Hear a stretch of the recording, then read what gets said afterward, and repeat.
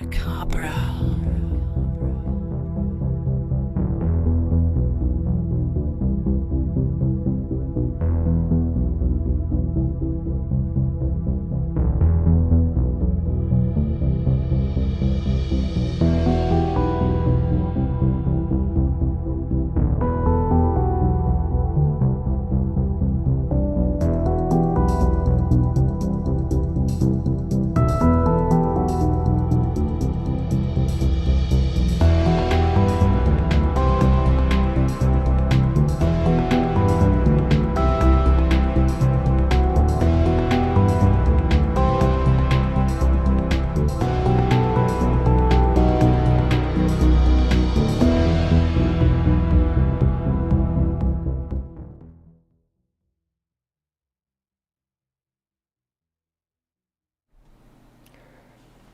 All right, Will. So you have a background in music, as far as I understand. Can you tell me a little bit about that? Absolutely. I was in the music industry since I really was 18 to about 26, 27. And, it was grassroots. I had a recording studio in my bedroom when I was living with my parents. It was a very it was a good learning experience, just kind of growing into becoming a man. It was very ego driven, party type music. But I learned a lot of good lessons about myself and was able to kind of travel the world nationally, internationally. It paid for itself, which was nice. It was hip hop. Then it kind of transitioned to reggae hip hop, and we were doing live performances. um, it was a huge kind of catalyst to launch me into my quote unquote higher awareness journey, self and getting to know myself on just that base level. It was very egoic, and I would say even healthy ego as well. That also led me into, drug addiction as well towards the end of my career, which was the catalyst of my journey. I have no regrets on my music industry. I mean, obviously, the music is not something that I would really, want to play for my daughter, but I don't shelter it from her. It's vulgar at times, parental advisory stickers all over it. But it was something, it was expression, and it was kind of who I was. And we were known for having these huge venues and parties with all types of people from every walk of life, from the hood to the country to the frat houses. And it it really I gained a lot of skills from that era, and it was a fun learning period, which also led me down a dark road, which was the catalyst to an even bigger journey. So that's my music career in a nutshell. And who knows? I might be back doing some conscious hip hop at some point. It's on my list, so we'll see. I was going to say, with those skills, you would have to keep some of that in your back pocket. Do you still play around with production at all? A little bit, and actually, you bring up a great point, because when I made that decision to start making content, I inherited some base skills of graphic design, of audio and video editing. I mean, I wasn't an adept, but I wasn't a beginner either. And so, kind of building off of those skills, even, presenting publicly in front of people. I'm, a lot more comfortable probably than the average person, because I've been on stage in front of hundreds of people. So I've kind of, I've worked out these attributes that I can transmute into content creation now. Audio editing, making beats every once in a while. I mean, I have Fruity Loops, I have Pro Tools that I can hop on there once in a while. I have some instruments that I mess around with. So yeah, it's being a musician is a part of my life, just not at that level where it was when I was an active, career MC. Yeah. I mean, those skills certainly do carry over to what you're doing now with the content creation. We'll talk about that a little bit later, probably, but My son is learning Fruity Loops. It's funny you brought that up. I've Mm. had a Fruity Loops crack for many years, like, a cracked version that was like not updated, but it still did the trick. And I learned that's kind of where I cut my teeth. That and like Cool Edit Pro. I don't know if you've heard of that program. It's I have old heard of school. that. Yes. Yep. Totally old Yep. school. I actually used it the other day, though. I still use that tool to do things in. I actually heard of that from Richard Grove. They did a podcast on where they were talking about what they use. And back then, I was such a novice that I would just graft anything that gave me a head start, versus just doing the research on your own. So I grabbed that tool. Again, another uh, torrential download of the tool, Yeah. and I still have it and I still use it. Fruity Loops, same thing. Those tools, the DAWs or video editing, all seem to have overlapping uh, skills, right? So That's right. your career is it you now, right? Yeah, it's applicable, those skill sets. And the time frame that I was active was 2000, right? The year 2000 is when I started, making music and generating my own CDs, manufacturing my own CDs and stuff. But back then, I started with analog boards. And it wasn't till, maybe 6 years later where I got my first computer and everything was really full blown digital as far as, music production. Fruity Loops was my first beat making program, and I loved it back then, and it's still pretty cool now. It's came a long way. So it's cool to see even the technology shift. In my case, analog to digital. Social media wasn't really a thing. Well, it was, but it was MySpace. And I remember putting a lot of effort into MySpace, and then my career kind of, I took a leave of absence, and Facebook and all these other platforms started coming up. Back then it was get a deal, get a distribution deal, which I ended up getting one. But nowadays you don't need that, right? You have DistroKid, you have all these other outlets where if you want to be a musician through your own will and care power and skill sets, you can be a one-man band, essentially, right? Make your own beats, do your own production. Of course, unless you're in a band or something, but you could do a lot more in this day and age to express yourself. And that, I think that is fantastic. Yeah.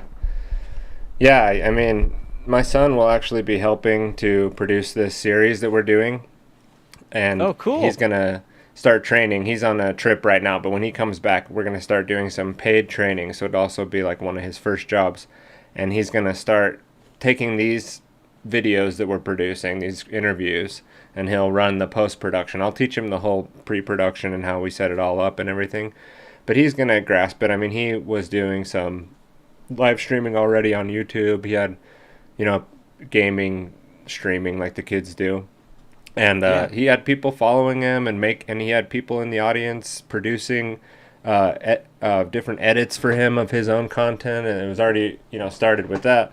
And he's really into the music as well. That's his thing. So he's Oh, that's I knew awesome. when I was feeding him Fruity Loops and getting him to live stream. It's installed OBS, showed him how to use it, and he's been on the computer so much that he gets things real quick. How So old is he? he's 14. That's awesome, man. That's great, and it reminds me of my daughter. My daughter's about to be 12 in like a week.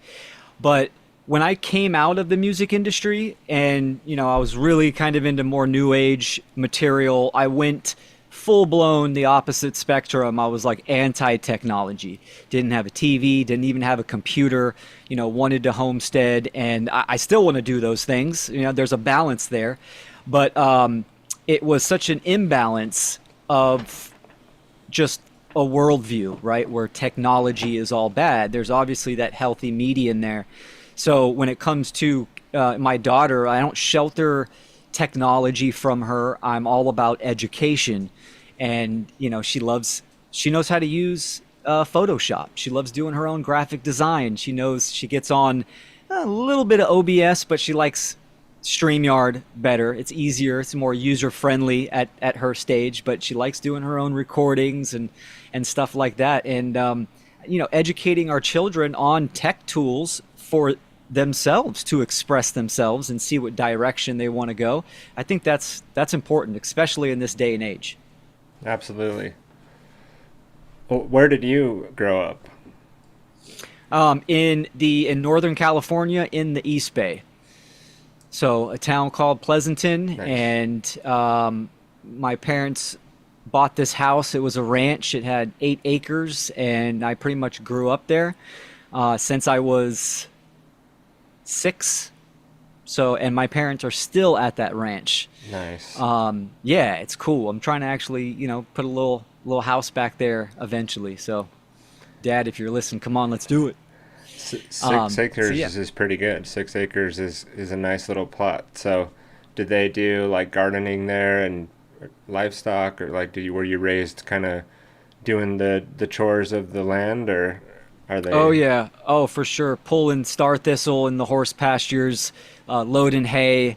I mean, we had chickens and rabbits at some point. The coyotes were really bad, and so that was kind of short-lived. But always had horses, which I love, and we always had dogs and cats. No more horses there now. Lots of cats. My mom adopted all these cats, so she takes care of them, and gardening a good amount. So my parents have always kind of had a garden there. It's cool. There's a creek in the back. It's a perfect little spot, and it's on the outskirts of a suburb. The Bay Area is extremely, diverse. There's a lot of variety, is what I'll say, and culturally, what California, especially the Bay Area, right, the home of civil rights, is what it used to be known, is obviously has changed drastically from what it was 20 years ago, 30 years ago, to what it is now. The land of California and Northern California, I love. I love that I can go to the desert, I can go to the beach, I can go to the snow, I can go to the redwoods in just a matter of a few hours, right? Or do multiple in one day. It's just the culture and society in the Bay Area is pretty bad. Yeah, I didn't want to put any words in your mouth. So. For sure. It sounds like It's where you grew up was really nice, though, and still is. Yeah, no, it definitely is. It's a lot of new homes and new developments are kind of closing even my parents in. Where I live now in Brentwood, it's known as a farming town. This is where a lot of actually the fresh fruit, mainly the corn and the cherries and the apricots, gets distributed all through California. But the farmers are selling their lands, right? They just, Mammon has higher value for these farmers, and their kids don't want to take the land. They sell them to these developers. It is just jam-packed full of people, even in the town I'm in now. Same situation where my parents are. They're getting kind of surrounded. It's unincorporated area. It's private property, but it's not incorporated to any kind of county or zone. So there's been many times that they offered a lot of the people in that area money to sell their land, and people out there, at least, they see the value of having land like that. So it's really a diamond in the rough. It's right outside of this suburb. It's easy to get to the city if you need to go to the city, or to town just a few minutes away. But yet you can escape into this oasis that is beautiful. In several mile square radius, so it's nice. Yeah. How far are you away from there right now? About 30-40 minutes. Okay, that's not too bad. Yep. And then from there, well, actually my location and their location, 45 minutes to San Francisco, and 20 to 30 minutes to Oakland. Where I'm at now, I'm kind of in between Sacramento and Oakland. Okay. So it could take me 40 minutes to get to Sac. It can take me 40 minutes to get to Oakland. So I'm right on the water, right on the delta. Nice. Yeah. So do you still do gardening yourself? I'm always growing or getting my hands dirty in the dirt. I've been in this new house for almost 3 years. There's a vineyard on the side. It's not mine. I don't have any involvement in that, but I do have some land on that side. So I am growing a few things.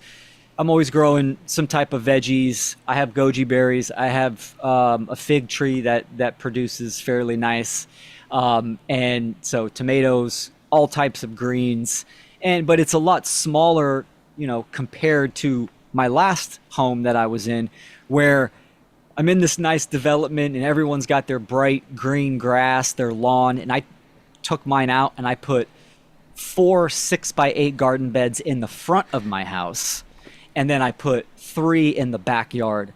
And the amount of food that I could produce was incredible. I mean, it was more than we could eat, so I was giving it to my neighbors.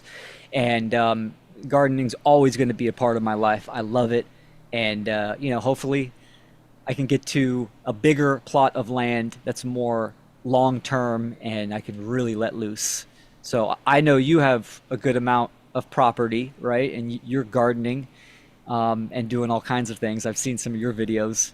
Yeah, we got a couple acres, and I was just out walking in the garden before we started recording this, and things are getting going. Where it's a lot different than it was last year. My wife and I both are into it. We both try to keep the habit every year, right? It's a hard thing to do. Like when spring comes, it just comes up on you, and like life's in the way, and everything has to merge together, and you have to, But then sort of this time of year, now you can put it down back into a higher gear or something, and the engine's not revving so high. Yes. I did a lot more automation this year, so I'm still having to water by hand, but I'm getting helped through irrigation, so I don't have to spend, multiple hours a day watering. That's where it's not, I can't do it. Those plants aren't going to get the care they need, right? Yes. Did you That was a huge Yeah. ritual at my old house. You have Right. to, I mean, you're out there every day. If you don't, it's going to slip. And Yeah. that just became part of my ritual. But absolutely 100% time consuming. Yeah, so the house you're in now is where you put those raised beds in like you were talking about? No, that was my old home. Okay. I was at that house for 21 years. Oh, wow. And yeah, then I left and I'm here. This is more of a temporary spot until I could find Gotcha. a more long-term investment where I'm going to be. So, yeah, Cool. yes. Yeah, I did So that less same upkeep thing. now, smaller garden. Yeah, I have done that. I had a house in Salt Lake where I ripped out the front and put garden beds in everywhere, and the person who bought that house, actually, that was what appealed to them. They worked at a garden center, so it all worked out in the end. I Oh, probably should right have on. kept the house. I always say that with that particular situation, but Yeah. All right, so what is it's like it looks like you trimmed the beard. I was gonna say we're competing here with LD, for like the Freedom Movement's best beards. Now you've trimmed yours up a little bit now. It looks like so. I'll have to see how LD's holding his up right now. Yeah, I took it down probably from the last time you saw me. It was really low. I cut it a few times and it keeps kind of, this is the cycle. I usually max it out right here and then I'll trim it back down. But yeah, the man scarf, it's, my daughter wants me to bick my whole face. She's like, Dad, you look like you're 13 when you do that. I'm like, I don't want to look like I'm 13. I'm going to keep some kind of hair on the face. So, So, Will, those that don't know you will not know that you've created a tremendous amount of helpful content on your website, willkeller.com. Going with the self-named title there, same as myself. We trapped ourselves, and it's sort of a trick that we've done, right? Where now we can't escape it. Now we're gonna have to stick to it. that's right. That's But right. what? Tell me a little bit about your process for creation. It's a little bit Yeah. of an open question, but you've been a creative person for many years now. What are some of the little things you're doing now, or some of like the habits like we were talking about earlier? What you stay sort of in sync with things. Now you're in the video production. What are you doing? What are some of the magic behind the scenes? Is everything on note cards? Like, tell me a little bit about your process, if you don't mind. Yeah, for sure. Um, the the most consistent type of content that I do is presentations, whether it be at conferences, private events, or just on my live show. I love the process of creating presentations. It can start by just what I want to do. I go through an intuitive process of writing out an outline, and that consists of obviously a lot of notes, key points that I want to touch on, but I want to build from there, from that rough outline, a logical progression. I like to take people from, if I have my core message, what I want the takeaway to be, how can I expand and lay that out in a logical progression from A to Z. So with that in mind, then I will go onto the computer and start to write out my outline. I don't write out word for word. It's still fragmented in bullet points. And then I'll take that to, Keynote. And as I go through each slide, I'll write a small paragraph. I do like to improv. I like to understand information at a level where I don't really need to read anything. I see the bullet point and then I can riff off that. So that's typically my style. I'll read a little small paragraph on a slide, and then I'll expand and explore that little section. So it's really, the first presentation that I did, it's when I kind of met you for the first time, was at the Seed 4 conference, where I had to make a presentation on Keynote. And that was a very interesting process because I had to do multiple things, write an outline, and still learning myself and what's going to kind of jive with my style. Write an outline, make the slides themselves, and then record it. And, there's multiple ways to do that in every stage. And when I did that presentation, I just did one take, and I did the format that I described, where I have small sections I can read, and then I expand and improv on those slides. And it felt very natural, and I stuck with that. And that's pretty much the method that I've been using, and just kind of evolving it and making it more efficient. I love efficiency. I think there are tools like AI that can increase efficiency, right? Where it's not doing the work for you, but you can use it as a tool. So I would say even now when I make presentations, I'll use ChatGPT as just references or resources to gain leads or information, and then I can go back and source those out and follow up with them. But that's pretty much, how it starts. It's intuitive outline, always with a pen and pad.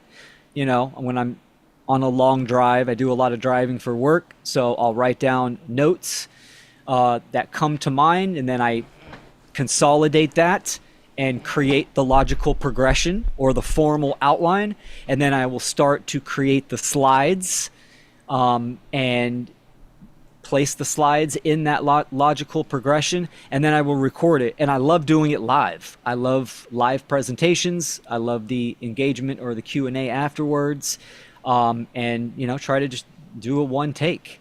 So I have not done, actually only one presentation that I had to re-record because I had a tech issue and I had to do it again, and synchronistically it was at one of my own conferences, the FUNL.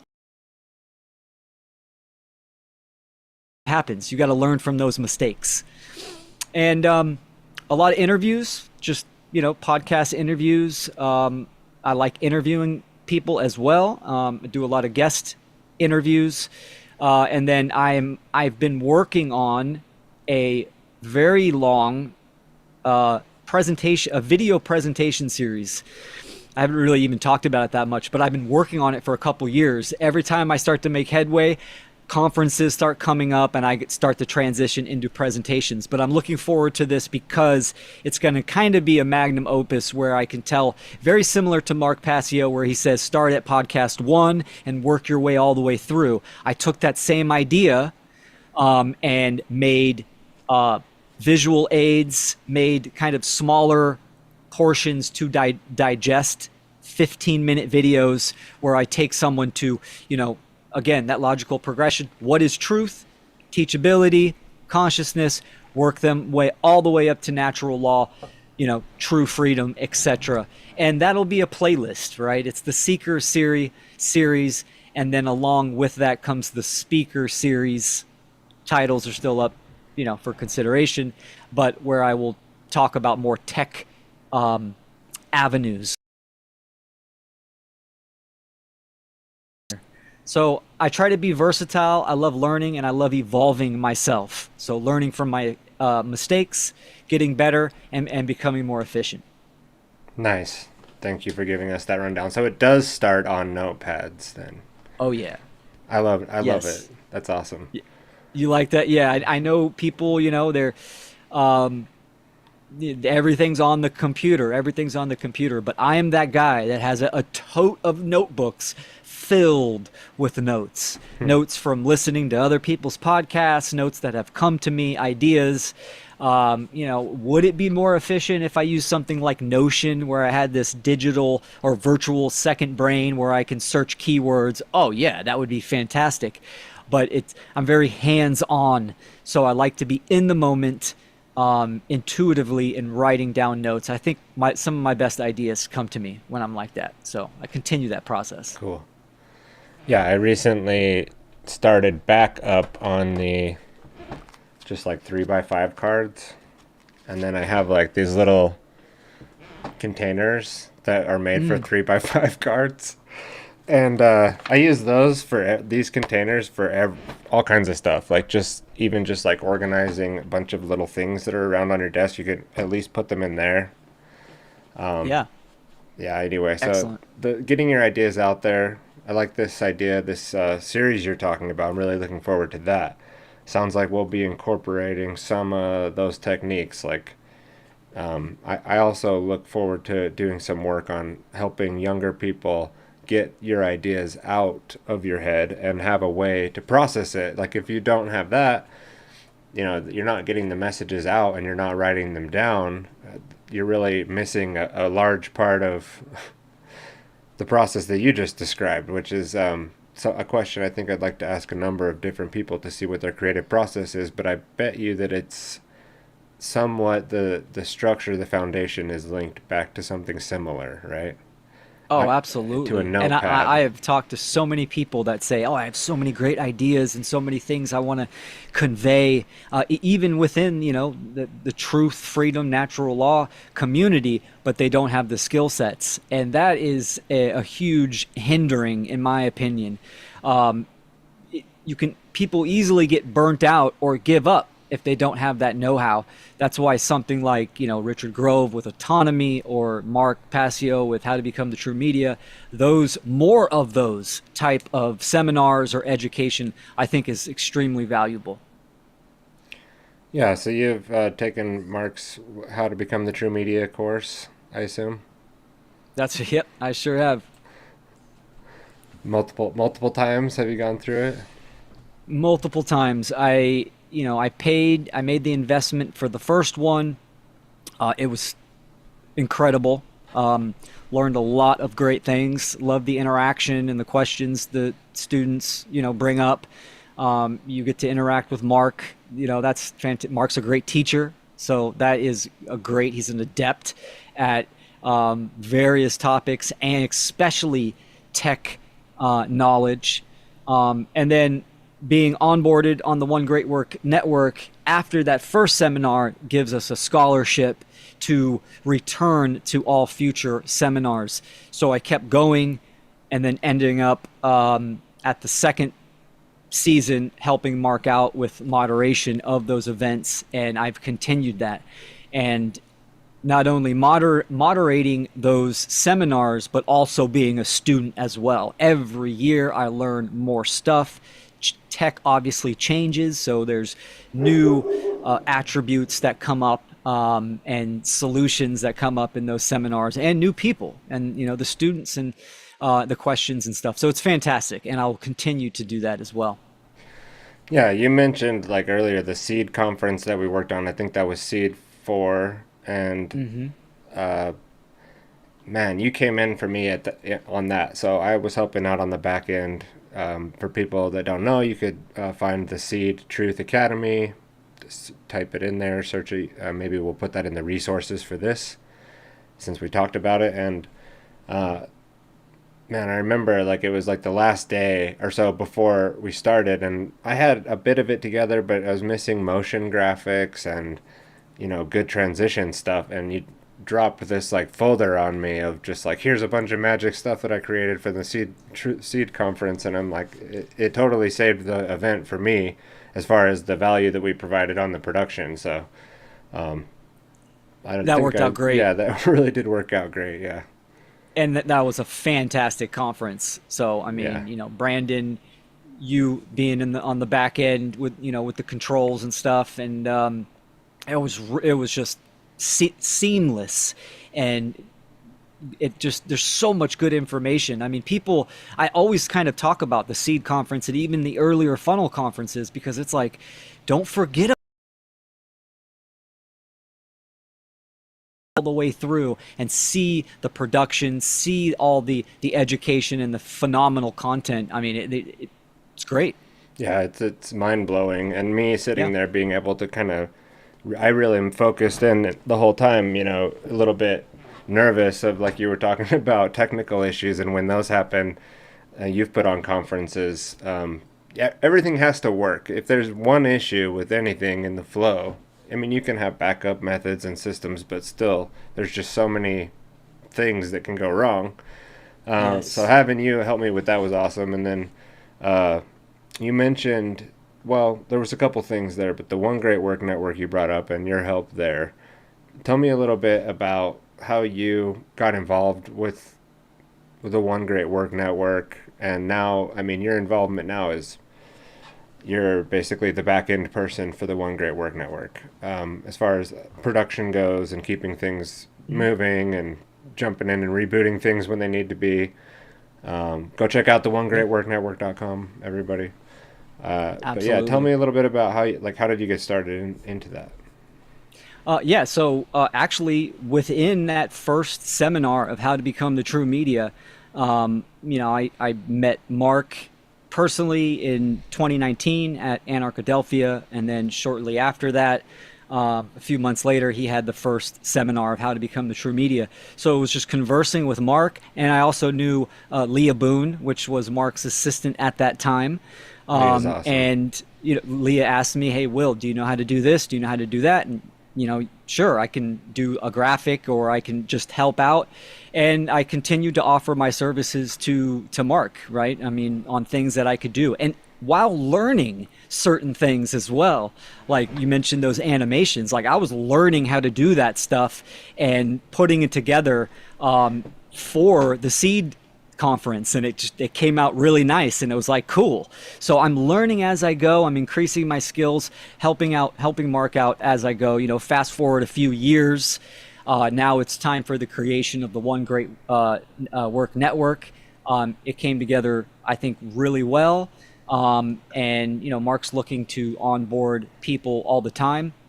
And yeah, I do some back end stuff. There's live shows, there's live productions, and all that stuff has to be, there's a producer for that. There's video uploading. There's all kinds of just back end tech stuff, as you know, right? You're savvy with that, and it takes help. So, I try to help out Yeah. Mark when he needs it, where I can, and offer any kind of skill sets. No, that's one of the reasons I actually wanted to reach out to you, and then it got me like, well, why don't we just do an interview? But I want to help more with anything that I can help with. So just let me know. Maybe we can have like a separate call or something. I was thinking we could set up like back end monthly calls, like a coffee talk or open door sort of thing. And I know there's some new Hmm. people onboarding right now, so maybe Perfect timing. offering them some forum. I mean, I know we're there in Gilded, and anyone here who needs any help, reach out for sure. But Excellent. Yeah, no, it's also a perfect pretty good timing. system. Perfect Like timing. it's really a cool idea, the One Great Work Network, and it's very autonomous. Yet there has to be the people still at the wheel that are gonna make the thing work, right? And I've had a lot going on with myself, but no excuses. I want to be there to make this project work as well. And, I know there's also a lot of drama out there and people trying to pit people in this network against each other, and Yes. a lot of garbage talking, a lot of shit talking basically online that I'm seeing. And, Oh yeah. that's also, I wanted to get out there and have some conversations out in the open. And I'm not going to be, delving into the sewage of the Facebook ghettos of, getting in debates with people who would rather, talk shit about other people's work than focus on their own work, or focus on something else. Like, if you have a legitimate 100%. argument, that's one thing. But I think a lot of people are trolling, trying to find problems with individuals. And anyway, I wasn't going to even, I don't know why I'm bringing that up exactly, but I think It, you've no, seen it. well, that's the thing. I'll touch on that real quick because it's like ramping up, and it's something I shake my head out because number one, I like to be very conscious on where I invest my energy, right? And somebody that spends a lot of time doing something, that says a lot about them, right? So when I see people talk about, oh, they have the truth about the One Great Work Network, or they know what's going on with Mark or with Will Keller or whatever, right? And most of it is just BS. People just instigating and starting crap because, hey, let's be honest, drama sells. So people like watching soap operas. So again, when it comes to like the network, there's Mark, the owner, the creator, there's me, and there's maybe another person that do the back end. Like, people think they know what's going on in the One Great Work Network, and they have no clue. They have no idea whatsoever. And so, yeah, so I my point being is that when people listen to these kind of rants, right, first you need to question that. You just don't take someone's word for it. Like, I see so many people just going, oh wow, that's crazy, and then they run with it, and it's like, oh my gosh, talk about blind belief. Or they know why Mark is upset or going on a rant, and they have no idea, no clue. And that's what I just said is what Mark's been saying for years, and it's true. And I think people need to question themselves where they're investing their energy. And I like having community. I value people that I know, like you, Tyler, and people that I can build relationships with.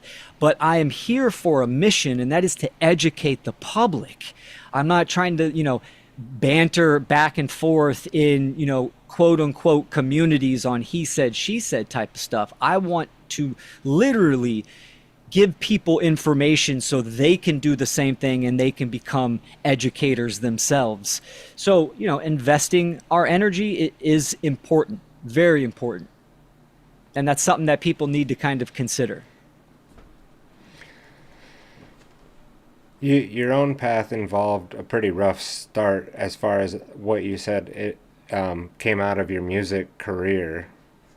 And how did you like pull out of that spiral? I mean, I hear this story a lot, not with just people around our neck of the woods, so to say, but in general with people that are doing really great work now, seem to have had struggles with drug addiction or relationships. How do you pull out of that and end up running a conference like FUNL?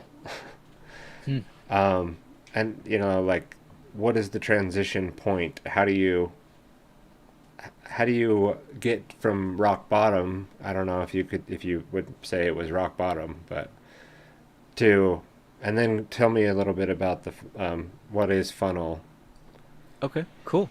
Yeah, and that's a great question. It was rock bottom for me.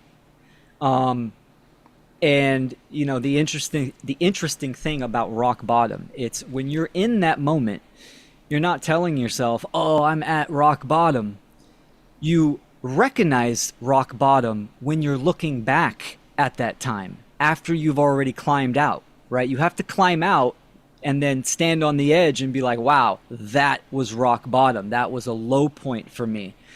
So looking back on that now, absolutely, it was a low point. And it was a very interesting time period because it was also, well, one of the catalysts to kind of, get my shit together was I was becoming a father. And that was really the smack in the face, within those 8 months of, my daughter's mother, my partner at the time being pregnant, to get my stuff together. How I got into that situation was really lack of discipline of myself, mentally and physically, because coming off of a music career where, wherever the party is, you're going to go. Doesn't matter if it's Tuesday, Wednesday, Monday, work night. You're in that mode. So it became habit to just go out and party and, have a few more drinks, pop a few more pills. What does it matter? But you do that, right? If that's a lifestyle and that is habitual, then of course, when it comes time to switch that up, it can become a big problem, right? Because now I'm finding myself into physical addiction. Primarily, it was opiates is what it was. The drinking was never really an issue. I quit that, and I really don't drink to this day. But having that physical withdrawal, it was such a slap in the face because I was at work. I made the choice. I'm not going out. I'm going to be a father. I need to change my ways. And I'm at work and I get sick. I'm feeling like crap and I have no idea what it is. And I really don't get like a cold or flu, very rarely. And I didn't understand why I was feeling like crap. And then it dawned on me, oh man, I'm going through physical withdrawal. That was a scary time period because now I'm in the unknown. I had no intention in being into this arena. And what do I do to climb out? But I went back and forth in that state of trying to become sober, falling off the wagon, and that was my own personal purgatory in those 7-8 months, right? Because I just didn't have the mental fortitude, the discipline, the will, or even the knowledge of my own psyche to correct my thoughts, emotions, and actions. So I was just in this feedback loop of trying to become sober and falling off and dealing with this physical, dependency. It was really brutal.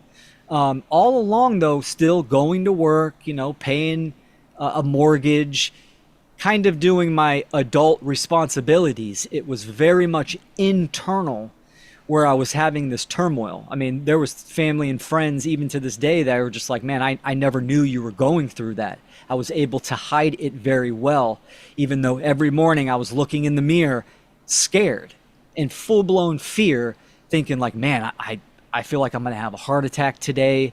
I can't get pills. I'm going to go through withdrawal all day. Like, it was brutal. It was really brutal.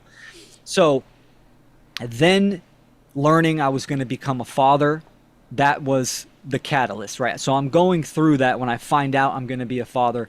And what I did before I even really knew what quote unquote shadow work was, I started writing down my thoughts that I was having and my behaviors and my choices. It's kind of very similar to how I make a presentation, right? I'm going to work, I'm going about my day, and I started journaling. What that made me do, it made me recognize patterns on why I would fall off the wagon. Or, I was sober for several days, maybe a week, and then let me take one more.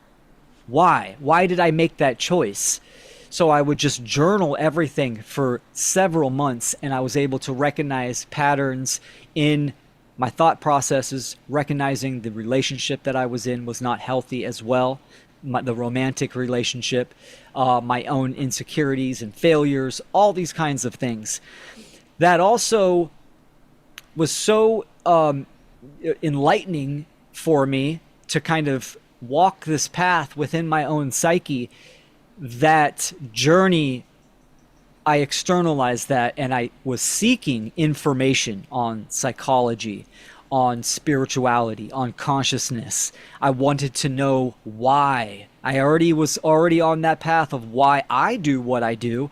Why is the world like it is? What is the nature of reality? These big, deep philosophical questions. And that took me through the New Age movement, but then very quickly took me into the realm of occultism. And I was going through the majority of these mystery traditions and finding out and just educating myself on these mystery traditions and finding patterns like I was doing within my own psyche, taking notes and finding patterns. Then, of course, fast forward a couple years, I come across someone like Mark Passio, which just tied it all together. And those patterns and those commonalities that I was seeing in the mystery traditions, which was natural law, universal law, the laws of nature, right? Depending on what tradition, they're using this phrase, which I liked very much, and I wanted to know more about that.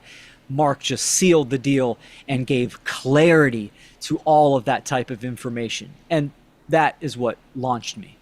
After that, it was educating myself on morality, the one great work, and my moral obligation.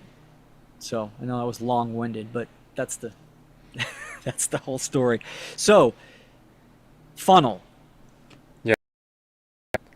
During COVID,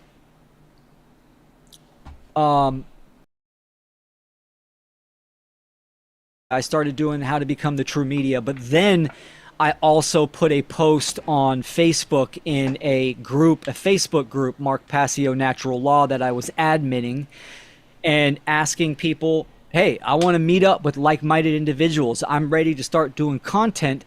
Let's hop on Zoom. And some people took me up on that offer. And I met the first people of our support group, which we would meet every Sunday during, the whole scamdemic, where we would just, confide in each other. We would talk about just the stuff we were learning, natural law, freedom. And after a few years of doing that, a couple years, we decided, hey, we've developed this relationship in this group that we have. Let's take action together as a group. And we came up with a conference, and that was the first Freedom Under Natural Law conference.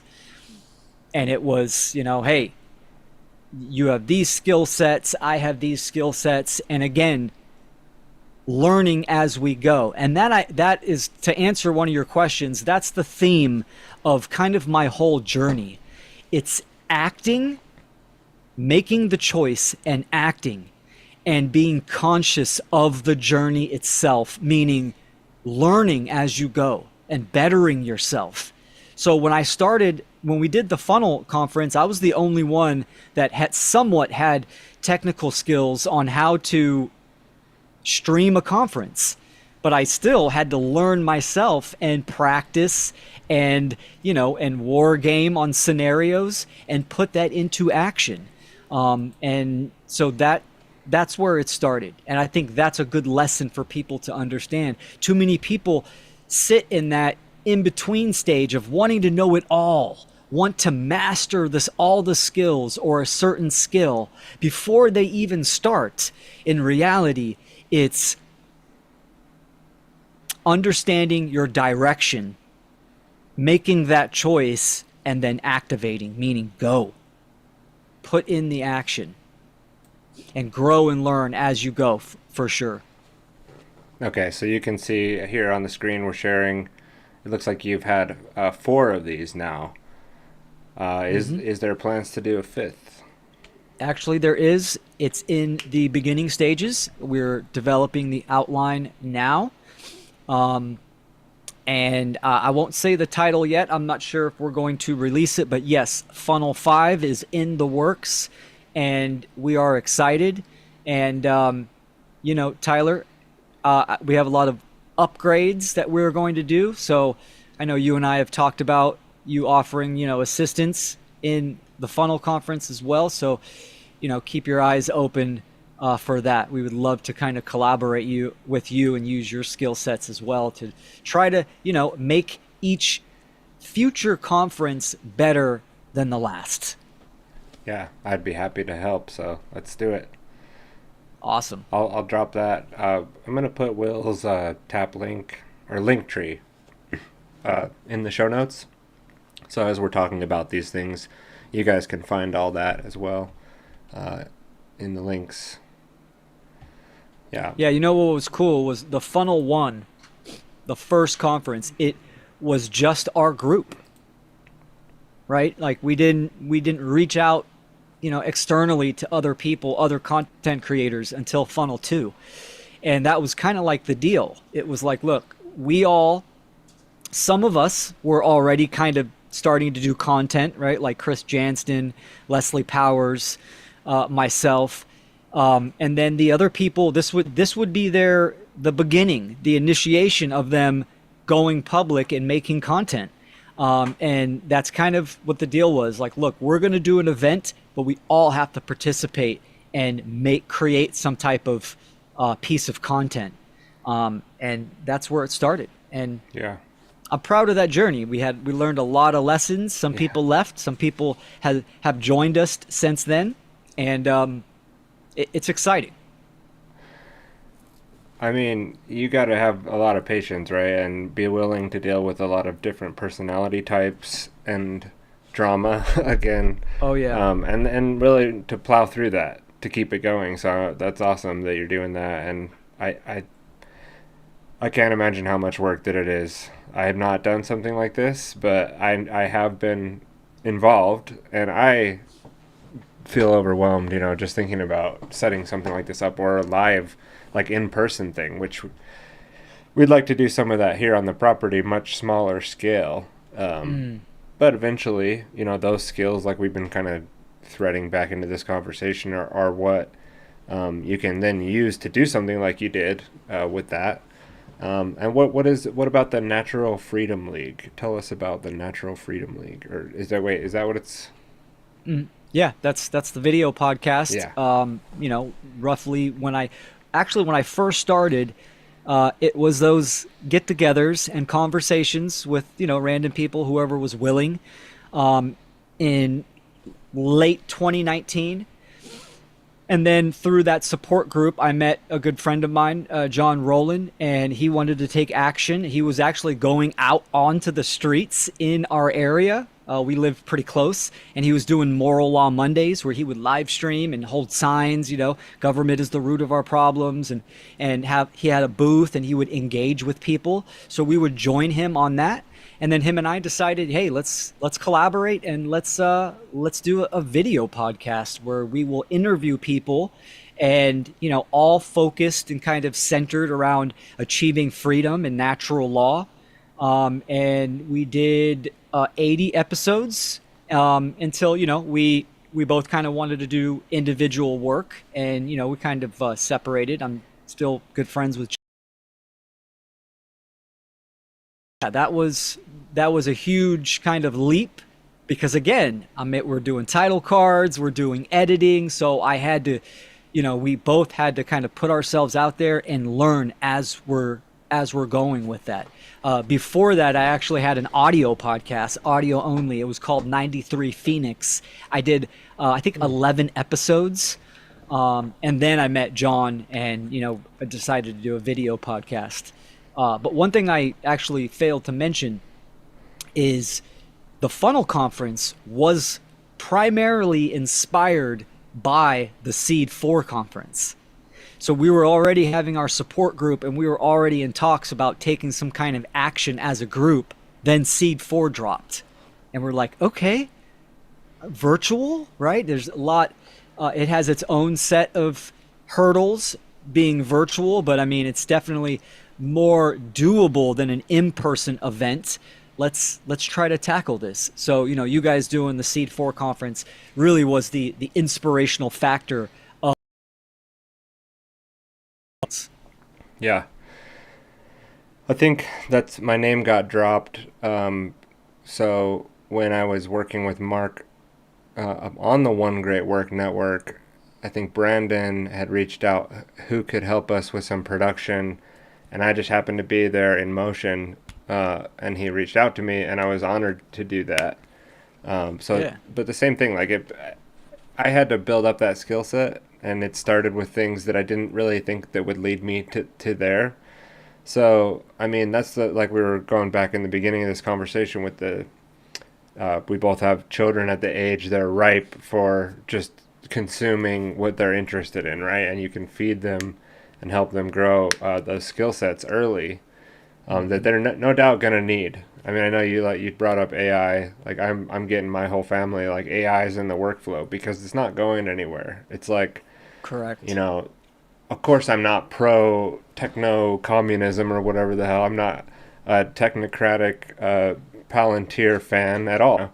What about Yeah. actually getting a way to get your voice out there and make sure that there's enough of us speaking out against what's going on at times when we need to, which is now, which is currently now. Hey, we got another guest on the show there. Yep. Um, nice. Yeah. So you also you have like somewhat of a knack for, or maybe a personal interest in helping animals. Tell us a Oh little bit about yes. that. Yeah, and yes, this is great because I love animals. Being raised around a lot of animals, helping animals, like actually helping them in real life, and this is also part of like some of the drama people have like said. I couldn't believe when I heard that I raised GMO chickens that lay 10 eggs a day. That that's not the case. So my Just to put it animal on the record. companions, yeah, put it on the record. Put it on the record. I, I've always said that we are stewards of this planet, so we have this responsibility to help out, all life when that time comes. And sometimes you can help out an animal, sometimes you cannot. So I help, where I can. When I moved to this new place, or even at my old house, right? A baby possum fell in the pool. We had it for like 2.5 months, nurtured it, you know, had a vet tech that I knew come over and they said, oh, it's got brain injury. It's not going to make it. Nurtured it back to health, full recovery, hung out around the house for a little bit, and then it went about its business. So, and that happened a couple times. A squirrel, a couple possums. So it's not, I moved from the house I was to the house I am now. And when I moved here, there were free range chickens that have been living here for years, according to my neighbors. So they would, they're kind of roam around, and so I'm living here with companions, which was cool, which was nice. They migrated and left. The last chicken had a set of eggs, which I do not eat the eggs at all. There's roosters here, so I don't do that. If someone does, whatever, but I don't do that. And anyways, the chickens migrated to, I think, the other side of the property, and 2 eggs were left, and they hatched late, but the mom was already gone. So of course, in the middle of the night, I hear these baby chicks. I go out there and I take them in, right? I have this opportunity. Now, taking on chicks or cats, it's a huge going to intervene. If you can do it, that's great. I always recommend that. But then again, you can't take in every feral cat. You just can't, right? I mean, it's just unfeasible. It's not smart to do that either. So I have taken in a couple cats. One of them had babies, so we have 2 kittens around here. The baby chicks, one of them passed away. The other one imprinted on me and was raised with me and saw me as mom, which I've shown pictures and videos of this chicken sitting on my boom arm. And the chicken now has its own chick and comes in the house and says hi, gets some seed, goes out. So it does its thing. It's been part of the family. And so, yeah, that's my point. And I've been doing that for years, helping animals. And then, the cats assist with the cat, and the cat leaves, that's fine. I'm not holding animals here hostage, but they become part of the family. My two dogs, one of them actually just recently passed away. We adopted those. So I'm all about, service to the planet and service to animals 100%.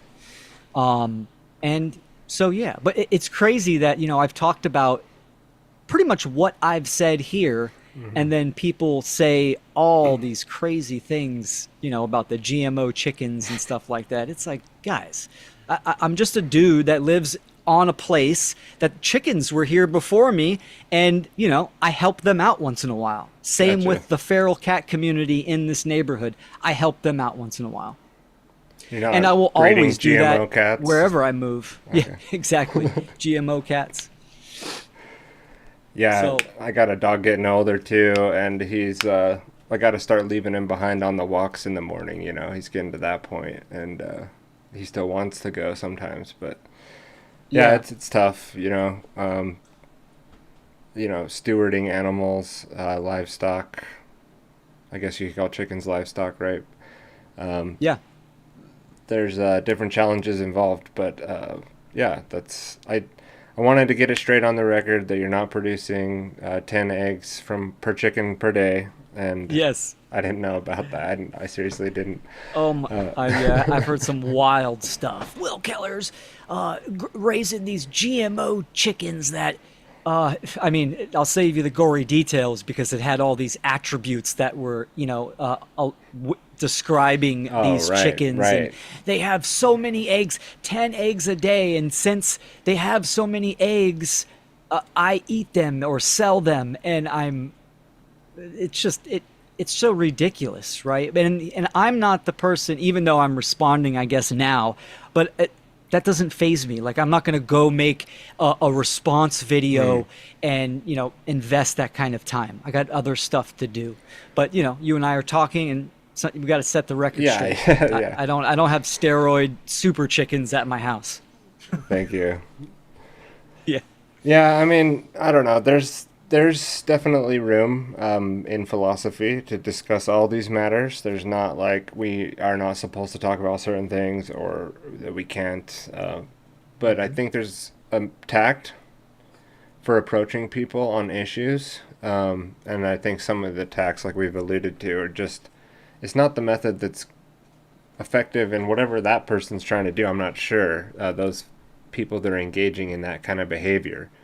I think there is a way, and there's plenty of room for those discussions to be had, and we need to make sure that we're doing that if that's our prerogative, But arguing with people online in threads, I really, I'm not going to engage in that. I may follow up with somebody making a fly-by-night comment to show that I'm not just going to just sit out by and let someone just leave a comment that's completely off base and is going to make the thread look like, okay, look at, like, there's garbage here in these threads, and maybe we could even make a comment back that's more mature, and other people read that and can see, like, oh, okay, there is a person having a dialogue here. It's not just a shit posting account, Yeah. Oh, dude, I agree with you.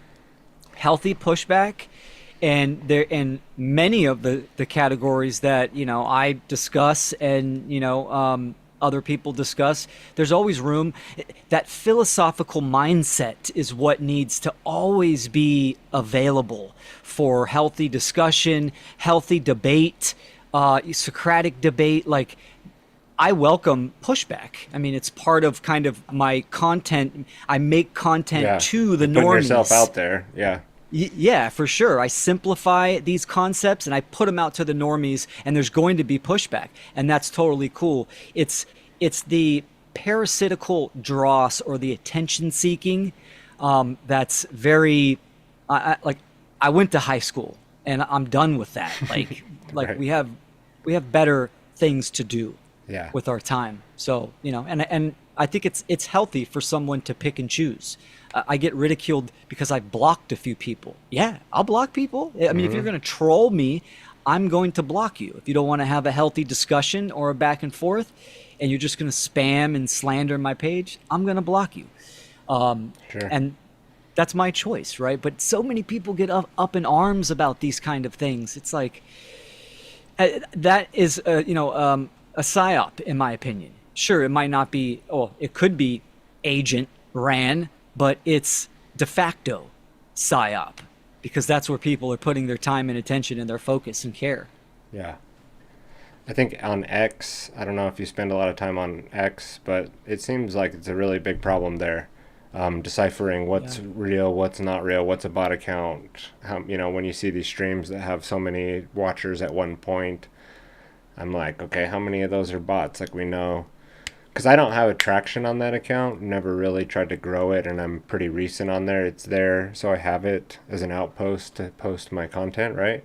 Yeah. But I'll get messages from bots and follows from bots, and I think if you're really popular, you don't notice it because it kind of mixes in with everything else you're doing. But for someone like me, it's like it's obvious what's going on because all it is like porn spamming or like some kind of scam spamming person trying to get you to see what they have on their page, right? Which is like links back to some chat thing or something. Anyway, yeah, it's a big problem. Social media. I don't know. It's gone. It's insane. It's insane what people Yeah. are spending their time doing all day, and wasting so much time. I've got a new trick, which is I only allow myself to scroll when I'm going to the bathroom. So it's always very limited, and I don't scroll at other times. Recently, There you anyway. go. Yeah. Yeah, for sure. Well, all the social media platforms are very artificial. There's really no, organic aspects from it, right? From the viewership to, I'm not, there might have been some kind of study that said something like 80% of the accounts on social media are bots. I remember reading something like that. But Yeah. it's just, I use it as a promotional tool, right? It's like, look, live presentation. This is where you can find me. Or, I will do some posts trying to grab people's attention. But everything is to try to get someone from one of those platforms to my website. So I use it as a funnel stream Right. if it works. Yeah. Right. Totally.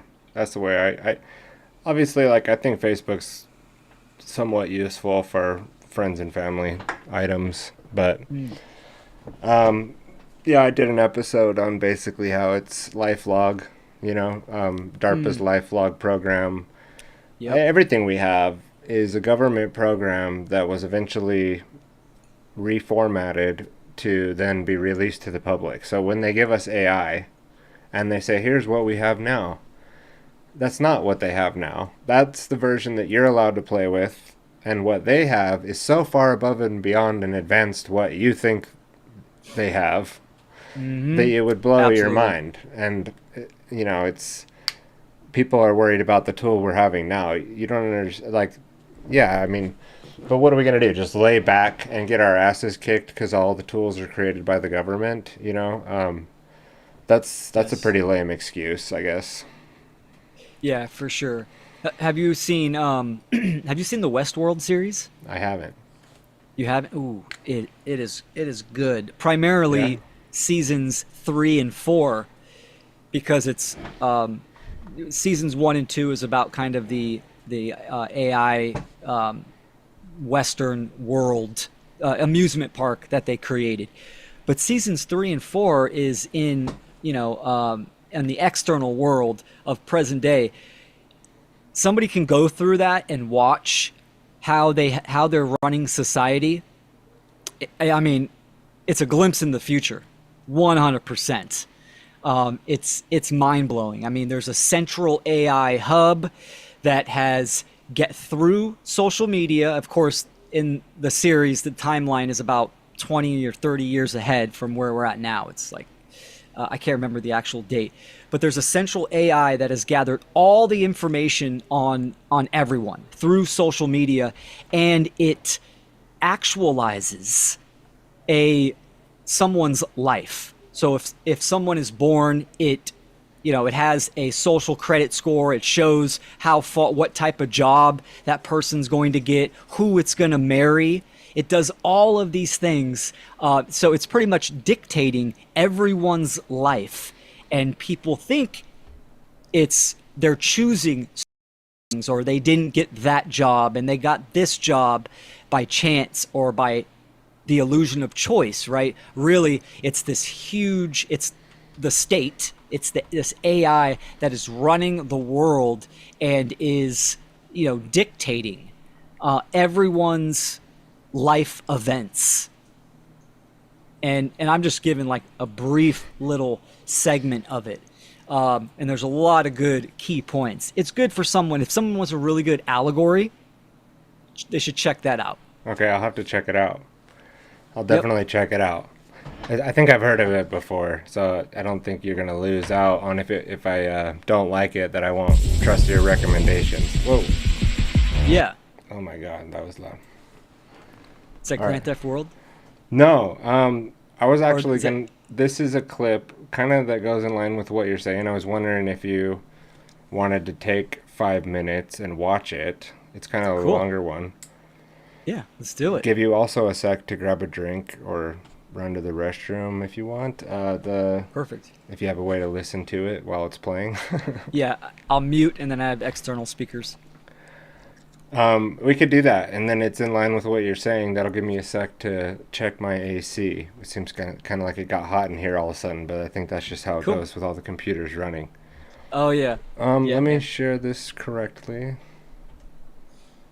It's one that, I don't know if you're familiar with Greg Reese and his work. Oh yeah. Yes. He does great work. Eventually, I'd like to get him. I like his podcast as well. He does like more of just like a relaxed sharing his thoughts podcast. But he also interesting. has a Yeah, I'm not familiar with his actual podcast. Yeah, and he'll send out his videos on the Reese Report. He obviously used to be on like InfoWars more at like a guest host there. He's since basically, split, I think, in a lot of the views he had from what Alex Jones, sees the world now, which is like rah, rah, rah, Trump. Like Greg Reese is a lot more critical of everything, including Trump and everything. But yeah, so let's see. There's that, and yeah, I'll see you back here in 5 minutes then. Excellent. Okay, cool.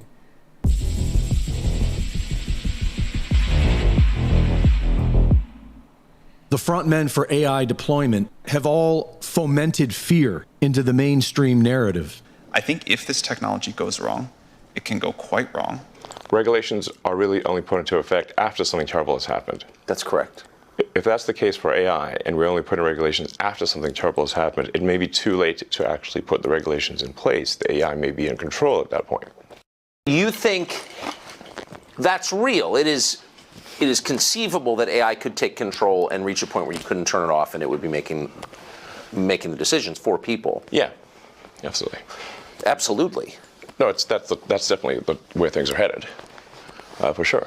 Former Google CEO Eric Schmidt says that every government is now engaged in a race to build robotic AI military systems. For thousands of years, we've had the notion of stereotypically a man and a gun fighting another man and a gun, or with a horse or what have you. We're now breaking that connection forever. So all of a sudden, the logic of everything that we in our military do just doesn't make any sense, right? You should be building attritable, automated robotic systems for defense and offense. This is what Palantir is developing in the Middle East, a robotic AI human killing machine. And it is what President Trump is developing in the United States with Peter Thiel, a name with a fitting anagram for MAGA's technocratic poster child, the reptile. Peter Thiel shows no sympathy for the genocidal murder he is helping execute with Palantir, and he believes the future is transhumanism. A number of people deeply involved in artificial intelligence see it as a kind of mechanism for transhumanism, for transcendence of our mortal flesh. Is it hype? Is it delusion? Is it something you worry about? I think you would prefer the human race to endure, right?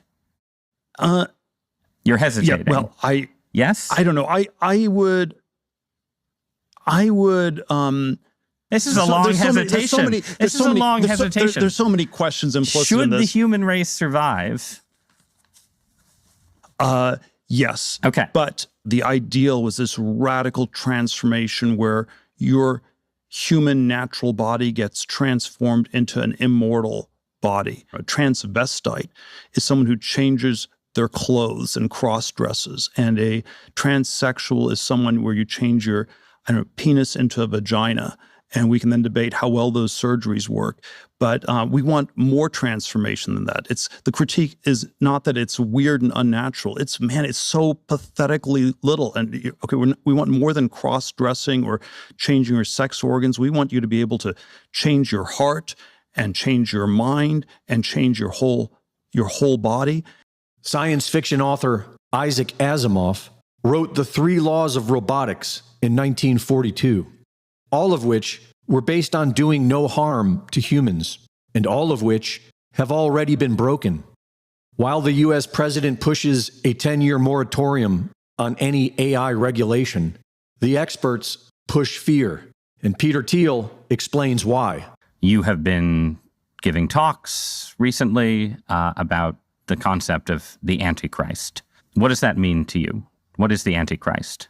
In all these Antichrist books, people wrote, how does the Antichrist take over the world? He gives these demonic, hypnotic speeches, and people just fall for it. And so it's this plot hole. The way the Antichrist would take over the world is you talk about Armageddon nonstop. You talk about existential risk nonstop, and this is what you need to regulate. You're saying the real Antichrist would play on that fear and Yes. say, you Yes. must come with me to avoid Skynet, to avoid the Terminator, to avoid nuclear Armageddon. Yes.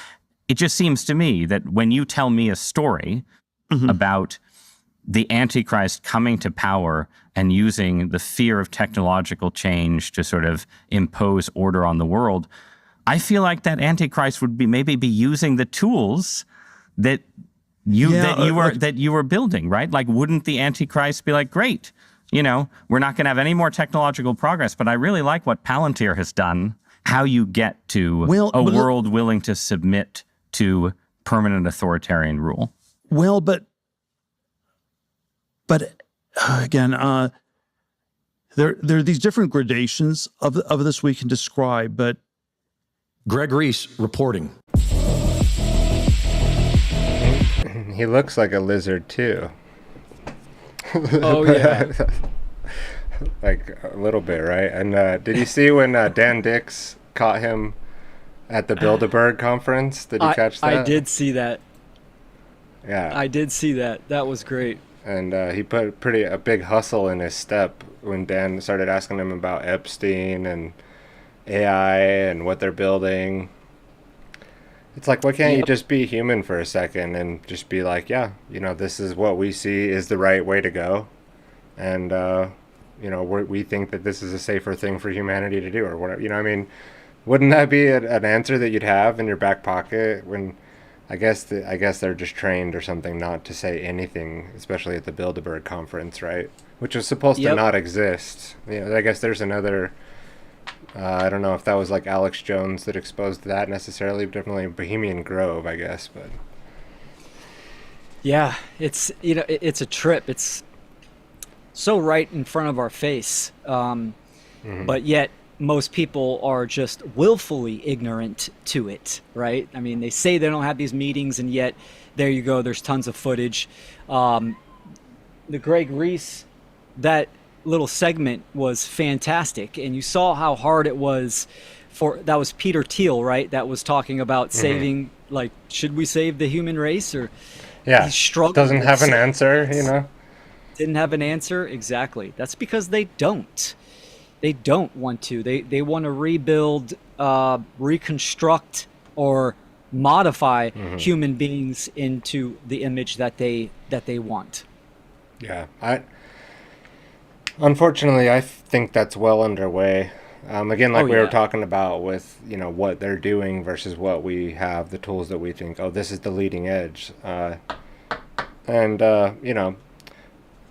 I don't think it's just the vaxxed folks that have the problem, because I think that they're not that limited in their scope with what their agenda is. Let's just put it that way. I think we're going to have to do a lot more to fight back, including in the invasive technologies that they're trying to put in all of us, and it's not going to require you going in and getting a Neuralink. I think they let Elon go out and present his Neuralink as it like, here's what we may do, right? And he was even laughing when he did it. I wish I had that clip ready to go. But I think as soon as he released that, they came out and said, okay, that was cute, Elon, that's what you thought we were going to do. But here's what we're really doing. And they showed him, you know, the real plans. Because you notice he's not pushing that concept anymore. It's not a big... I mean, maybe it is in the medical field, and I think that's the Trojan horse. But again, they wouldn't do that excuse doesn't fly. I did a series called the Bio-Psy-War to try to get rid of the... They wouldn't do that excuse for like 10 episodes. I went into here's all the things they've already done, treating you like a lab rat, and having no problem putting things inside of you without your consent, without you knowing, fluoridation of the water, right? Forced medical treatment on the public.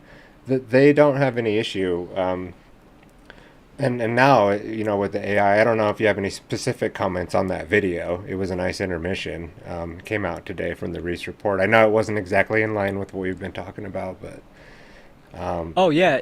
I agree with everything that you were saying. And by the way, your series, the Bio-Psy-War, was fantastic. But Thank you. this transhuman, see, it's all about the control of perception, right? So, and it's such an old playbook that works flawlessly, and they're always going to use it. And it's exactly pretty much what you were just saying, right? They control or manage the perception of the public. The public thinks, oh, AI is just coming out, it's going to be scary, where they're leagues ahead of that. So it's the Neuralink, all this tech, the food and the water, the air, like all this stuff's already in all of that stuff, right? All of those aspects. Yeah, the mRNAs and everything now. It's all over the food. Oh, absolutely, absolutely. So they are well on their way for that, and I think my opinion on that is they're not going to deviate from that plan until they have reason otherwise. And that reason, in my opinion, obviously is more people understanding this, understanding the cause, right? The solution, understanding what morality is, understanding morality and natural law. That's the answer for people to remove the illusion and the veil over their perception, right? There's still the physicality and the action that's involved there too, right? Because if more people, let's just say, let's play it out, all of a sudden the majority of people, or a good portion of the people, are talking about the causal factors, and the agenda is being exposed. They're not just going to go, oh, you got us, you got us, you guys win. No. They are going to launch I would say, their last ditch attempt, which would be a global catastrophe, to knock people back to, the 1700s. Most people don't have those skill sets or that knowledge to grow their own food, to, defend themselves, to build shelter, all these basic necessities, and they would die off. So it would knock the collective consciousness back a long ways. And who knows, maybe they want to do that anyways, because now you have less people to manage. But the numbers of people, they definitely want to control or manage their perception, right? Perception management is behavior control. So they'll take, 7-8 billion people that are doing what they want. That's just generating more loosh, or the type of energy they want to accomplish their goals. But if they have to, they will absolutely, they have backup plans, right? That are very kinetic and very hands-on as well. So the public needs to stop falling. They need to see through the facade that is being spoon-fed to people is the problem. And information like you've talked about in your work, and other people, even like Greg Reese, this interview, I mean, I asked a family member if was, and he had no clue who that person was. Yet a 30-minute right, he leans liberal, so it's, oh, the Republicans are doing this and blah blah blah, and Trump should die and all this kind of stuff. It's like, dude, you're a puppet in your awareness and your perception, and that's where a good portion of people are, and that's where they want to keep people. Yeah, so I mean, how do you bridge that gap when you're having a discussion? I'm sure you've had discussions with people in person, online, and proposing natural law as a solution. And I was just thinking about this driving home, like, but people just immediately then pit it against what we have now, and then they're like, well, how do you replace? I don't understand. So like you just said, this evolution in consciousness to somebody who's, well, you must be a Trump supporter if you said this, or I guess that means you're on the left, like if they're in the left-right paradigm, right? Yeah. I know that's something you and I share, is our goal to spread the alternative solution. How, first of all, what is it that makes you unique that you're able to see this stuff and go down the rabbit hole of philosophy to come up with this philosophical, consistent answer that can be argued and put forward, and you can show back to where you're coming up with this argument, versus someone who doesn't even understand their argument and their solution is government, tyranny, left, right, let's bring more tyranny into the equation and see if that solves it. What is it that got you to be able to not be that way? And then what is it you're doing now? It sounds like you're doing, you've been doing a lot of work towards helping people see the solution. So I guess that's part of the answer you're going to give, but. Yeah, no, great question. What makes me unique is my upbringing, and I love my parents. My parents, their awareness can increase as well. But my family always saw authority, government, as illegitimate. I'll say it because that's exactly how they acted. They wouldn't use those words. They just didn't want to they didn't want any trouble from them, but they didn't want to have to deal with them. So there were values like morality and truth that were high up on the list growing up, right? Being nice to a police officer was on the bottom of the bucket. My grandpa was a straight anarchist, went to jail for tax evasion. So seeing the immorality of government is something that was kind of propagated throughout my family, even though it wasn't articulated that way. So these moral principles and values is what was, at the top of the pyramid, or the foundation in my family. So growing up, I always thought, even as a kid, government was a joke, right? Even police officers, order followers, the police and military, it was always just like doing the bidding of someone. Now, I wasn't philosophical at all, really, until I got to the later years of my life. These were just attributes that I was kind of raised around, that stuck with me, right? Never voted, never even considered voting. My parents never voted. They don't care to vote whatsoever, right? Because it's all a farce to them. And they just don't even want to pay any attention to it. So that's how I was kind of raised. And I think being raised on... You want it? Oh, sorry. My daughter. Being raised on a ranch was the other component to that, because I'm outside in a way of culture. I'm in nature, and my parents were very nature orientated, right? Wow. Camping, survival skills, this kind of stuff. But what that did to me as a young kid, I remember thinking this, really young, that nature is the authority, right? Nature is this force, all of it. It's not just, the public or the normies think that, it's the birds, the bees, the mountains, and the streams. Like, no. It's the forces, the laws of nature. It's everything, the expression of the divine. That is something that supersedes humanity, government, a shiny badge, all of that kind of stuff. And that had a huge impact on me. So coming into this kind of awareness was more of a confirmation, and was more of defining what I already felt and already have come to know from when I was young. Now, how can I utilize that and transmute that into my work? Well, my motto is simplify the profound. So although I love philosophy, I love metaphysics, like real deep metaphysics, but I'm also very grounded, and I like simplicity. Simplicity is divinity, right? Nature isn't, doing math equations. She's just, a barefoot hemp skirt chick. She's very simple, but precise and true, right? And immutable.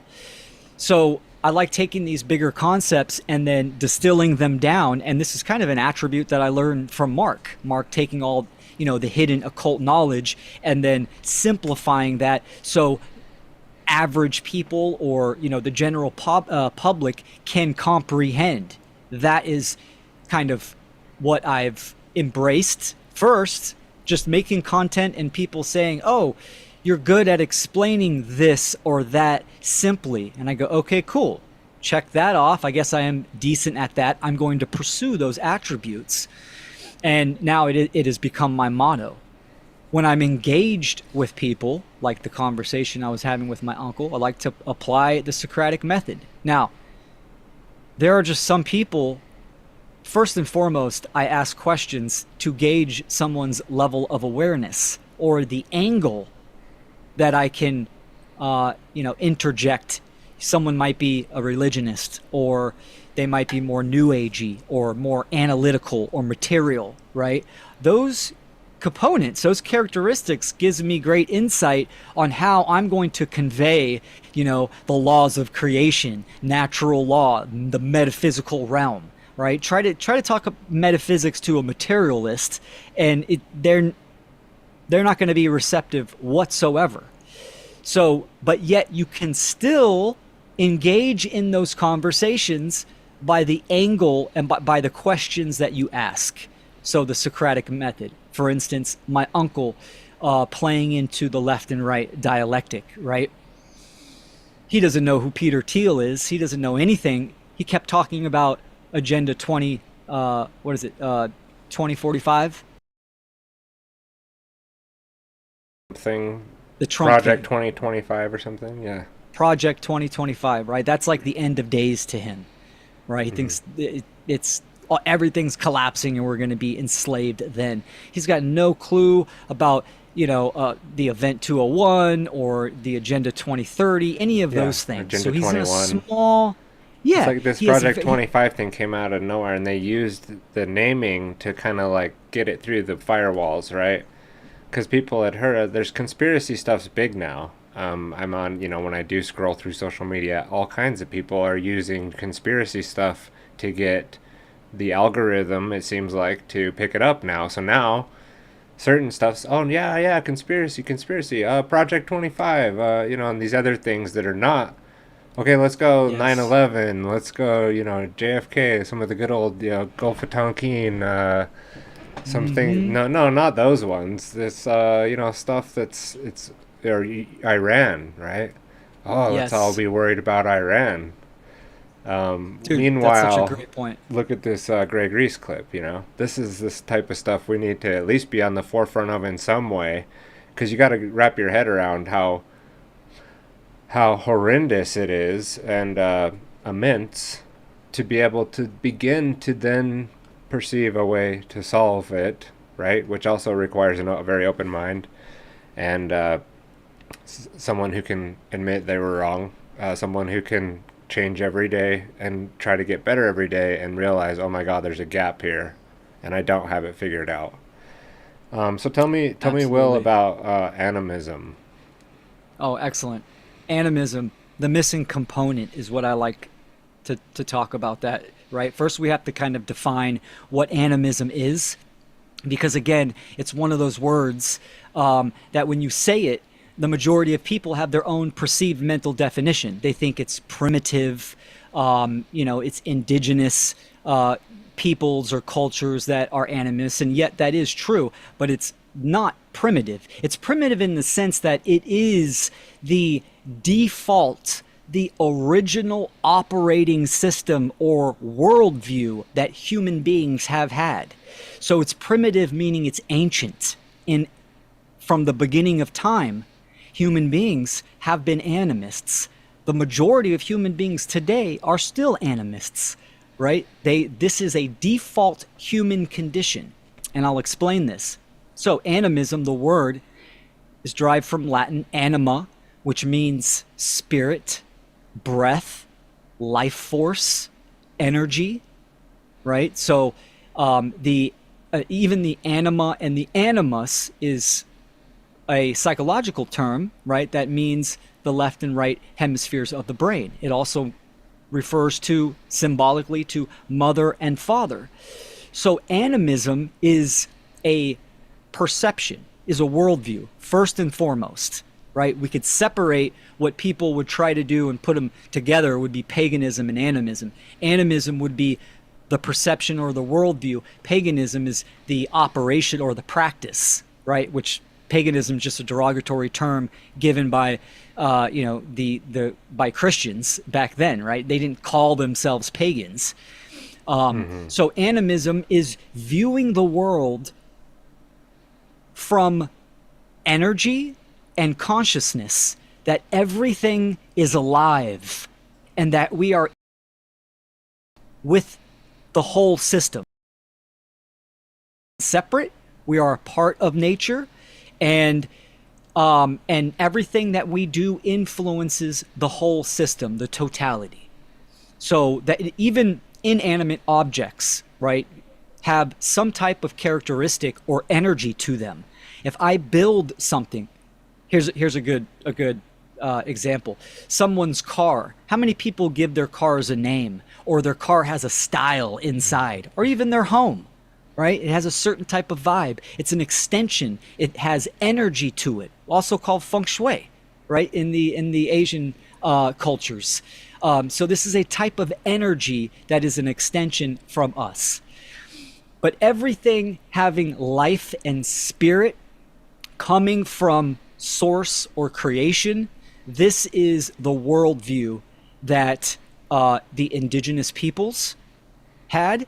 This is also the reason why when religion, the cultural religions, started to become a thing, this is why their religion and even their holy doctrines are based upon the teachings of animism. And animism, the teachings, can change their relative in each culture. Yet we can see these objective similarities cross culture, cross time and place, because animism is all about observing and coming to know nature and coming to know the forces and the attributes of nature, right? So this is why something like astrotheology, the story of the sun, the moon, and the stars, and how it is, and more animism, mythology is mythos is story with logic. This is all derived from animism, and animism is based upon the worldview. So since time immemorial, humans have observed nature and have recognized patterns and have come to know how nature operates on many different levels. Then they have conveyed that through many different means. In the earlier time, it was always oral, because oral has a vibration when you are speaking it versus writing it down. So that's why, when you're following the mystery traditions, when you're bringing it back down to their origins, it always comes from an oral tradition. So why is animism the missing component? In a world where materialism is rampant and this post-modernization of the world, the metaphysical realm is not only overlooked, it's shunned. right? People don't want to hear about natural law, the unseen realm, but yet they believe in Wi-Fi and radio signals and all this kind of stuff. So they're cherry picking to understand, to have a deeper understanding of the unseen realm, and that our actions have an energetic effect that will generate a consequence. This is all part of utilizing the perception and the worldview of animism. So we can view our pets, we can view human beings, we can view behavioral patterns, and we can extract valuable information off of that unseen knowledge, off that energy and those levels of consciousness. So it's vital in my opinion, 100%, but it's all about demystifying what animism is. We look at nature. To me, nature is God, is creation. Nature is the ultimate mentor. If you want to learn how to do something efficiently, like filtering water or distilling water, just look to nature and how nature does it. If you want to know how energy flows correctly, that is most efficiently, observe nature. She does it flawlessly, right? You can understand all kinds of things, synergistic components when it comes to food, the seasons, cycles. All of this is derived from nature, and understanding that nature is the authority, right? And that nature is the ultimate mentor, is stepping onto the path towards freedom and higher awareness. Animism is that state of mind that can get us to see the forest from the leaf. Thank you for that explanation. That was beautiful. For sure. So, how do we end evil? Great question. How I define evil? Flip it around. You have live, right? So evil is live backwards. What does that mean? It means if you are living in opposition to that which is, to truth, to the flow and the harmony of nature, you are going to have negative consequences, right? Cause and effect. This is natural law. So to end evil, we must live in harmony, in accordance to nature and nature's laws, to natural law. And of course, natural law itself is a huge category. If we're going to fly a plane, we need to understand natural law and aerodynamics, right? If we want to know any type of electrical work, we need to understand natural law, the law of thermodynamics, of the dielectric, etc. It's physics and metaphysics. When I talk about natural law, I'm talking about a more important and foundational aspect, and that is human behavior. So we incarnate into this experience and we are going to interact with the world. What is the condition of those interactions? That right there will set the whole condition of one's life and of society. So understanding morality, the difference between right and wrong, is the foundation by which everything stands upon of society. Prosperity, freedom, health, everything stands upon that foundation of right and wrong. There's a right and wrong about health, right? You obviously need fresh air, clean water, sustenance. If you eat certain type of chemicals, you're going to get sick. It's cause and effect. So we can come to understand health better, and we can have an optimal vessel and body. Same thing with the societal level. Understanding objective morality, the difference between right and wrong, then we can actually apply that in our lives, and we can strive or step onto the path towards freedom. So of course, that is almost the philosophical component of the solution. Now, that can obviously expand on more people need to understand that the belief in human authority, since all injustice is derived from that, that is the hallmark, the driving force of the slavery system that we have in place. So it's getting down to that root problem, and that is people believe the system needs to exist. And people believe that it just is what it is. And human beings are just bad, and we have to have a system for our safety or our comfort. That all of those things they stem from the belief in human authority that humans have. There is a logical progression. There is a stepwise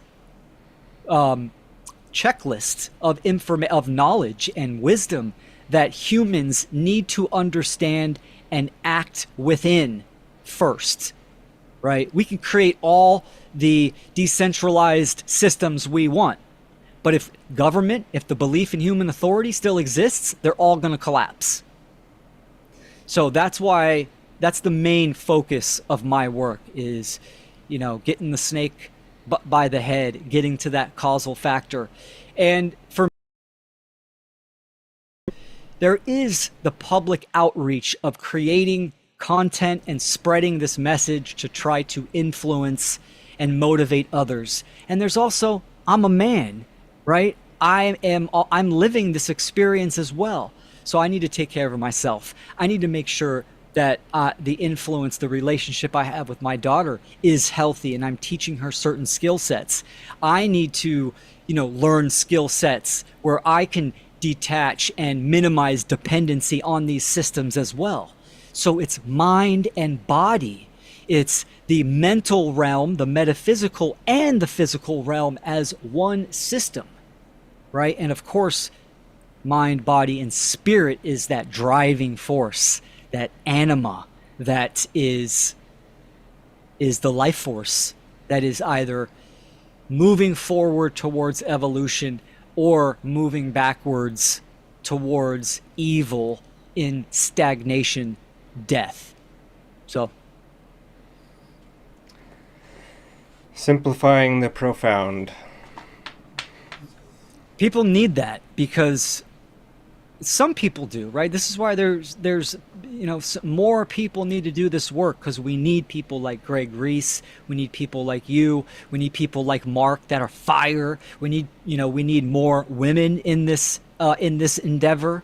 We need conscious parenting. We need all of these categories that are communicating those objective principles, the solution, how we're gonna, the governing dynamics of change.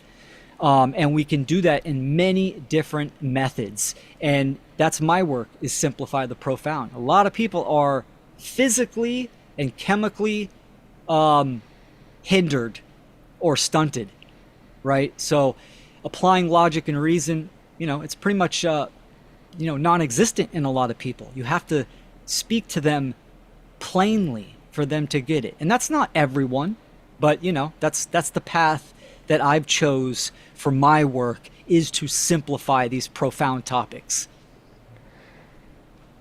Thank you for sharing. And your work, you mentioned you're a parent. How does it all tie together in where the rubber meets the road? Because I have children as well, and what they are is like little mirrors that actually amplify, not just reflect. And thank you to your parents for raising someone who could boil things down in a way that you just did, and be able, like you yourself attributed a lot of what you're able to see to your parents. So thank you to them. Your parenting style, how does it all translate? What are your thoughts on? I know you talk a lot about parenting in your work. Yeah, no, absolutely. That's a great question. And the norm nowadays, I know you're not in this situation, that's awesome, but the norm is co-parenting, which adds a whole nother layer of mess, potentially, right? Mm-hmm. So that, there's that aspect as well. Mm-hmm. When it comes down to it, I'm responsible for my actions, and I can control myself, and I can control how I interact with my daughter. right? And just take responsibility for myself. I treat my daughter as an equal in many, many aspects, right? I mean, my dad used to say, like, "Oh, make sure you're the parent. Don't be your child's friend." And I'm like, look, I'm outside of that. I don't even view it as that. Like, I'm the authority, or we are friends. Like, yeah, of course, I treat her as an equal. I am the father. So there's certain things that I know, and there's certain things she knows. And we learn from each other. So that teacher-student dynamic is constantly going back and forth in this beautiful dance of learning. My daughter gets a lot of freedom. She gets a lot of freedom. And also, I convey consequence and cause and effect and morality and these objective principles that really all parents need to know and need to be in their relationship. Even during the scamdemic, like I took her out with me into stores, and I wanted her to violate me. Oh, you need to put a mask on, or you got to leave, and have her see me interact with certain people, along those lines. So we're very real world, hands-on, and it's human experience. It's all about relationship. The condition, the quality of our relationship that we have. I fail, I succeed, she fails, she succeeds, and I go into it with an open mind, with that student-teacher dynamic, care, compassion, love, and respect. So we're unschooling, family as well. Her mother doesn't really want it that way, but self-directed learning is natural and is active, right? This is where a lot of people kind of, the normies, you're homes or you're unschooling, or self-directed learning is like, do whatever you want to do. It's more hands-on, right? You have more involvement if a parent chooses that. So we're very active, and we do a lot of stuff together, and it's great. But she's coming to that age where autonomy and free will she's breaking away from the nest, and that autonomy needs to be honored, and her opinions and her choices needs to be honored 100%, and her rights, absolutely. So, when she doesn't want to do certain things, I will use communication, which is the foundation component, and a physical component as well. So the stewardship, which is a parent, right? That stewardship, the more education a parent can have, the better that process. And engagements where I did a speech in front of a whole bunch of people, why she drew me, and she hangs out there. So she's very aware of what is going on in the world, for sure. Okay, last question, because I know that you can go spend some quality time with your daughter, hopefully still. And oh yeah. Looks like some of the Sentinels got to the stream probably from the Greg Reese strip clip. No worries. We'll still get this out Sentinels. There. We're not adverse to being censored, to having those powers that shouldn't be tell me that I can't post certain things, which is why it's somewhat hard to find a history of my work when you go look, and it's for reasons like this. I mean, we're sharing what's going on in the world, and it looks like there was an issue with one of the streams anyway. And the reason we're streaming this is more to make it easier for me to post-produce. We got backups. We're gonna get this out on the RSS feeds, on Odyssey, on Rumble, IPFS. This video will be available for download. So, whatever. Yeah. It's all we got to pivot, right? Especially in this tech age where there's so many hurdles and pitfalls. You got to have multiple skill sets. You got to be versatile, and so that's great, man. Yeah, that's great. You got all those options. Yeah. Last question: what is the point of all this? existence itself? Yeah, great. I love this question. So, and I've thought a lot about it as well. In my opinion, we are here to obviously grow and learn and evolve. I actually take a hard stance, and I've gotten slack from this, saying that the meaning of life is the same. If that is hindered or blocked in any way, right, then it stunts our progress of growth and learning, right? So the meaning of life is freedom 100%. Now our purpose is different for each of us, right? Some of us, I'm here, my purpose here is to do the one great work. It's also to be a father. It's to learn more about myself. It's to become a badass gardener. You can have multiple purposes. But the purpose is, what's the Norse term? The hamingya, is the dharma, is the right action that you are tasked to do, that you are trying to strive for, to make you a better person, to help you learn those lessons. Like, what are you doing it for, to accomplish? That's the purpose. And someone's purpose can change at any point in life. My issue, though, is in this condition of slavery, where we are being stunted, we do not have a state of freedom where we can learn, express, and grow, then our purpose also is affected by that as well. Maybe Mark Passio is supposed to be a world-renowned bowler, right? But he's doing the one great work instead. Maybe I am supposed to do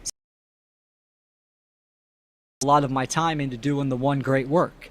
So my purpose has changed because of the current conditions in this reality field, right, on Earth.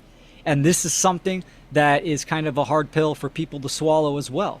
You may want to do certain things, but once you have the understanding of what really is going on in the world, you have that moral obligation to act upon that, to act towards the solution. And we do that because, number one, it's the right thing to do. And also, so hopefully we can accomplish that fleet of ending human slavery, so the future generations, the children, can have that freedom to learn, grow, and strive for their sole purpose, their dharma, their yamana. So that's what I think, what this is all here for. I do see a lot of Gnosticism floating around, where people talk about the demiurge and that this whole experience is a trap. I get why people say that, but that ideology is a way to just be fully ensconced in nihilism and take zero action. If anything is pointing towards you doing nothing, then it is totally it's not aligned with morality or truth. Because absolutely, in the face of slavery and tyranny and injustice, the right thing to do is 100% to act. So, the meaning and the purpose of life, freedom and what we do.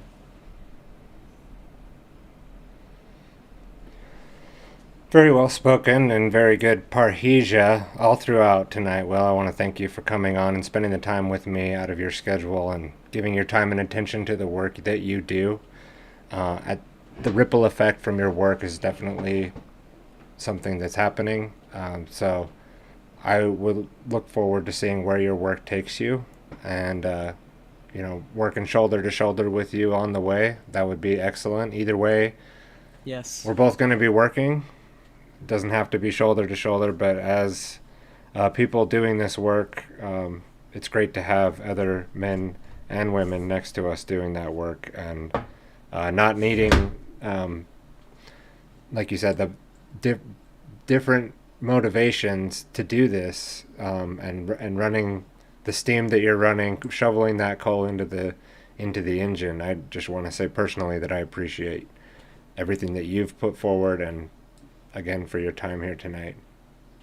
Awesome, brother. That means a lot, and the feeling is mutual. Likewise, I appreciate you and all the work that you have done and are doing. We'll be in touch, because we got some work for One Great Work Network that we need assistance with. So I'll reach out to you and FUNL, and it's a pleasure to be on your show. So thank you, and thank you to all the viewers. We'll have you back on too at some point. And where would you like people to go to find your work? Yeah, I'll come back on anytime.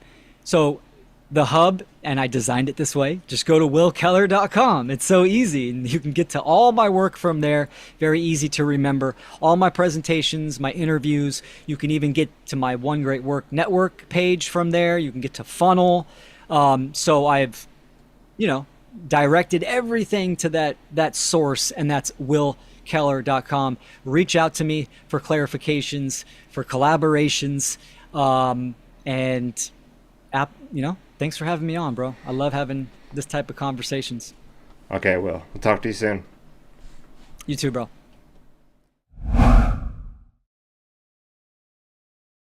Merkabra.